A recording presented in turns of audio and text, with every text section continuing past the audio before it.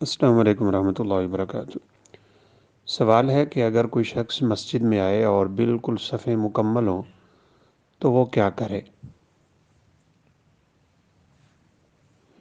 اگر تو اگلی صف میں کسی بھی طرح جگہ بن سکتی ہے تو اسے جگہ بنا کے اگلی صف میں ہونا چاہیے، اور اگر جگہ نہیں بن سکتی اور کسی کے آنے کی امید بھی نہیں ہے تو بعض روایات میں ہے کہ وہ آگے سے بندہ کھینچ لے، لیکن یہ روایت صحیح نہیں ہے۔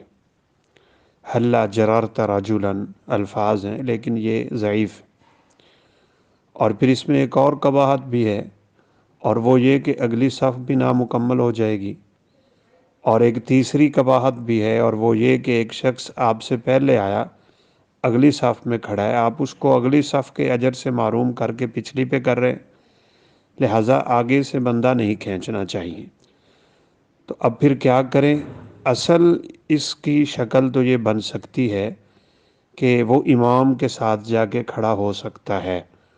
رسول اللہ صلی اللہ علیہ وسلم دوران نماز تشریف لائے تھے تو آپ سیدنا ابو بکر صدیق رضی اللہ عنہ کے ساتھ، یعنی وہ امام تھے، تو ان کے ساتھ کھڑے ہوں گے، لہذا اس میں کوئی قباحت نہیں، کوئی حرج نہیں ہے۔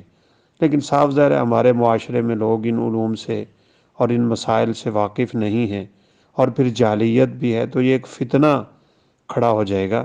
تو اگر اسے فتنے کا ڈر ہو تو پھر اکیلا ہی صف میں کھڑا ہو جائے، چونکہ یہ اصول ہے فاتقوا اللہ ما استطعتم، جتنا انسان کے بس میں ہو اسی قدر اسے دین کے احکامات کو بجا لانا ہے۔ رسول اللہ صلی اللہ علیہ وسلم کا فرمان بھی ہے اذا امرتکم بامر فاتوا منہ ما استطعتم، جب بھی میں تمہیں کسی کام کا حکم دیتا ہوں تو بقدر استطاعت تم اسے بجا لایا کرو، اور جو چیز انسان کی طاقت اور وسعت سے ہی باہر ہو جائے تو اس میں انسان پہ کوئی گناہ نہیں ہوتا۔ واللہ عالم۔ السلام علیکم ورحمۃ اللہ وبرکاتہ۔